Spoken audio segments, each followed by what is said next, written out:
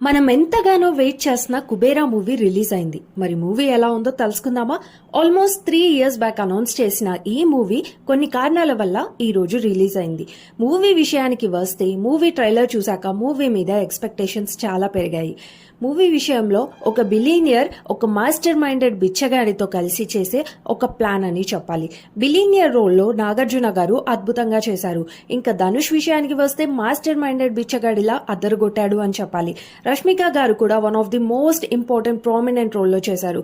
శేఖర్ కమల గారి మూవీ అంటే love story అని అనుకుంటాము, బట్ ఇది ఒక మంచి థ్రిల్లర్ అని చెప్పాలి. మూవీ కంప్లీట్ గా ఎంగేజింగ్ గా ఉంటుంది. ఇంటర్వెల్ సీన్ అయితే చాలా బాగుంది. ఇంకా మూవీలోని last 15 minutes goose bump stuff అని చెప్పాలి.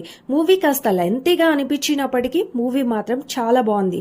ముఖ్యంగా క్యారెక్టరైజేషన్, బీజిఎం, సినిమాటోగ్రఫీ చాలా పర్ఫెక్ట్ గా ఉన్నాయి. మరి మీరు మూవీ చూస్తే మీకు ఎలా అనిపించిందో కమెంట్